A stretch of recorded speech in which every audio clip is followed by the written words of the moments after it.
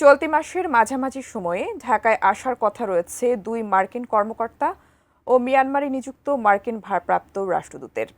কেন, কি উদ্দেশ্যে তারা ঢাকা সফর করতে চাইছেন, বিস্তারিত থাকছে লিমা সায়ন্তীর ডেস্ক রিপোর্টে।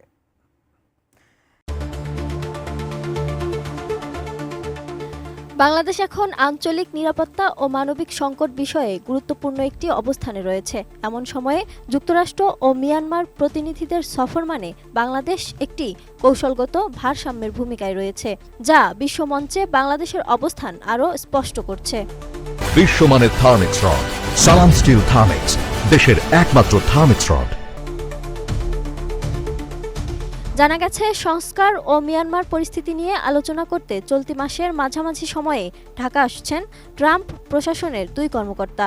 15 এপ্রিল ঢাকায় পৌঁছানোর কথা রয়েছে মার্কিন পররাষ্ট্র দপ্তরের দক্ষিণ ও মধ্য এশিয়া বিষয়ক ডেপুটি অ্যাসিস্ট্যান্ট সেক্রেটারি নিকোল অ্যাঞ্চুলিকের। পরদিন পৃথক সফরে আসবেন মার্কিন পররাষ্ট্র দপ্তরের পূর্ব এশীয় ও প্রশান্ত মহাসাগরীয় বিষয়ক ডেপুটি অ্যাসিস্ট্যান্ট সেক্রেটারি অ্যান্ড্রু আর হেরাপ। এছাড়া সফরে তাদের সঙ্গে যোগ দেওয়ার কথা রয়েছে মিয়ানমারের ভারপ্রাপ্ত মার্কিন রাষ্ট্রদূত সুসান স্টিভেনসনের।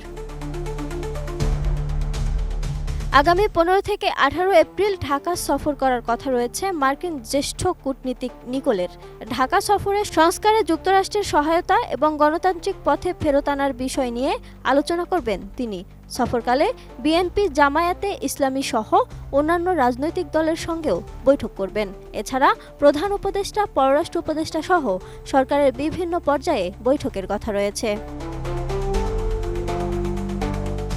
নিকোল অ্যাঞ্চুলিকের সফর নিয়ে পররাষ্ট্র মন্ত্রণালয়ের এক কর্মকর্তা বলেন, ডোনাল্ড ট্রাম্প সরকার গঠনের পর যুক্তরাষ্ট্র থেকে এটাই প্রথম সফর হতে যাচ্ছে। নিকোল অ্যাঞ্চুলিক বর্তমানে দক্ষিণ ও মধ্য এশিয়া বিষয়ক ডেপুটি অ্যাসিস্ট্যান্ট সেক্রেটারি হলেও অ্যাসিস্ট্যান্ট সেক্রেটারি না থাকায় এ দপ্তরের দায়িত্ব তিনি পালন করছেন। সফরকালে এই কর্মকর্তা বাংলাদেশের চলমান সংস্কার নিয়ে সরকারের সঙ্গে আলোচনা করবেন। সেই সঙ্গে এ সংস্কারে যুক্তরাষ্ট্র কিভাবে সহযোগিতা করতে পারে সে চাহিদাগুলো জানতে চাইবেন।